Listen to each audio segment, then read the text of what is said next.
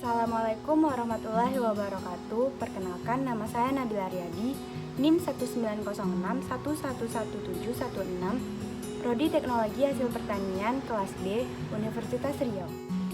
Baiklah, pada video kali ini saya akan membagikan sedikit tentang tutorial pengolahan data analisis sidik ragam dengan menggunakan aplikasi Excel dan juga SPSS.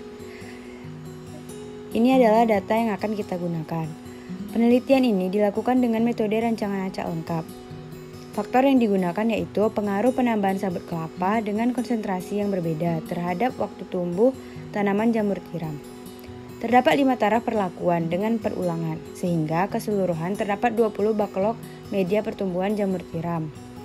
Di sini keterangan perlakuan atau taraf perlakuannya yaitu P1 sama dengan 1%, P2 sama dengan 2,5%, P3 sama dengan 5,0%, P4 sama dengan 7,5%, dan P5 sama dengan 10%. Baiklah, sebelum masuk pada pengolahan data, saya ingin menjelaskan sedikit tentang rancangan acak lengkap.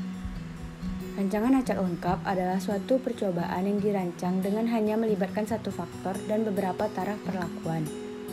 Rancangan ini digunakan apabila satuan percobaannya homogen, artinya keragaman antar satuan kecil. Pembagian perlakuan dilakukan secara acak terhadap semua satuan percobaan, sehingga setiap satuan percobaan memiliki peluang yang sama untuk menerima perlakuan manapun. Selanjutnya, kita akan mengolah data menggunakan Microsoft Excel. Yang pertama kita harus lakukan adalah klik File, klik Option, klik Add-ins, lalu klik Go. Di sini kita harus memastikan bahwa analisis toolpack-nya sudah di-checklist. Selanjutnya kita salin data yang telah kita dapatkan tadi. Lalu untuk menganalisisnya kita klik Data, klik Data Analyze. Karena kita menggunakan rancangan acak lengkap, kita pilih ANOVA Single Factor. Lalu kita masukkan, kita input rangnya. Lalu kita pilih di mana outputnya akan dimunculkan. Terserah, bisa di samping, bisa di bawah. Saya akan memilih di samping. Nah, di sini akan keluar output ANOVA-nya seperti ini, di mana F hitungnya adalah 0,533 dan juga F tabelnya 3,055. Di sini dapat kita lihat bahwa penambahan sabut kelapa tidak berpengaruh nyata terhadap waktu tanam jamur tiram, karena F hitungnya lebih kecil daripada F tabelnya. Dan juga data ini tidak signifikan karena p-value-nya lebih besar daripada 0,05. Selanjutnya kita masuk pada pengolahan data menggunakan SPSS. Yang pertama kali kita harus lakukan adalah mengisi variable view-nya. Yang pertama kita isi dengan perlakuan. Lalu labelnya adalah penambahan sabut kelapa. Untuk desimalnya bisa kita nolkan saja karena angka kita tidak berkoma. Lalu value-nya yang satu kita isi dengan P1, 2 P2, 3, 4 P4, 5 P5. Oke, selanjutnya ulangan.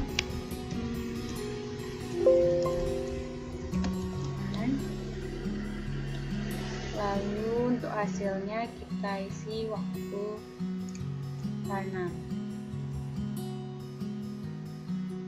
Labelnya waktu tanam jamur tiram. Untuk desimalnya bisa kita nolkan juga. Nah, kita masuk pada pengisian data. Karena ulangan kita ada 4, maka kita akan isi angka 1 4 kali, angka 2 juga, 3 juga, 4 juga sama, 5 juga. Ini berarti satu perlakuan itu ada 4 ulangan. Kita isi ulangannya 1, 2, 3, 4, 1, 2, 3, 1, seterusnya.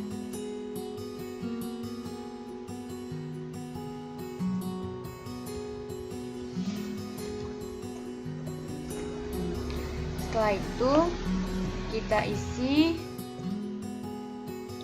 hasil datanya, kita copy dari data yang tadi saja, kita copy dari atas ke bawah.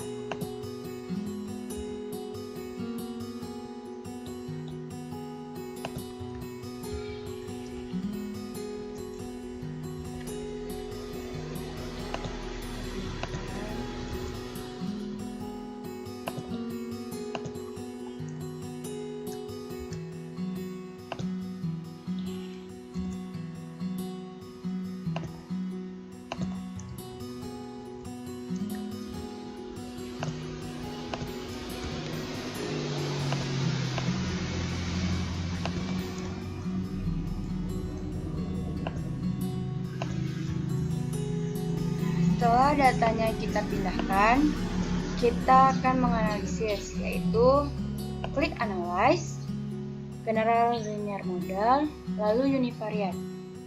Pada kolom ini kita akan memindahkan penambahan sabut kelapa pada fixed factor, karena ini adalah faktor yang mempengaruhi.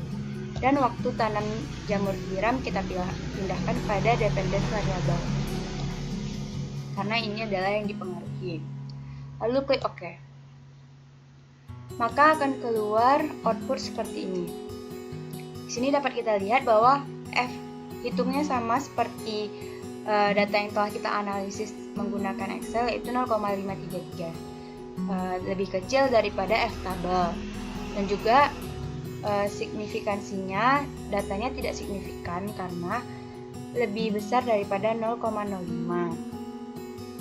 Karena tidak ada pengaruh dari perlakuan terhadap hasilnya, tidak perlu dilakukan uji lanjut. Tapi jika kita tetap ingin melakukan uji lanjut, kita dapat melakukannya dengan klik Analyze, General Linear Model seperti tadi.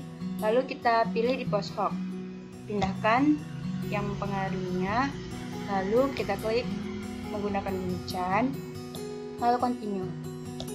Oke. Maka akan keluar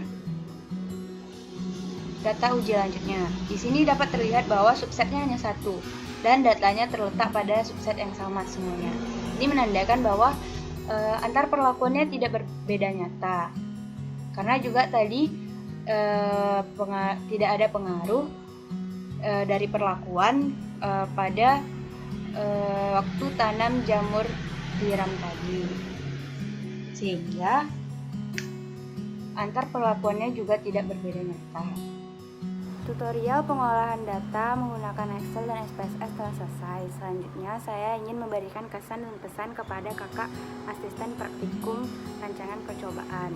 Pertama, saya ingin berterima kasih kepada kakak-kakak karena telah dengan sabar mengajarkan kami dari yang awalnya hanya belajar, sekarang udah bisa bikin tutorial. Untuk pesannya, kedepannya untuk kakak-kakak asisten, saat memberikan materi bisa sedikit dilambatkan lagi, karena kami sebagai praktikan sering ketinggalan dalam pengolahan data ataupun juga pencatatan materi. Sekian kesan dan pesan dari saya. Assalamualaikum warahmatullahi wabarakatuh.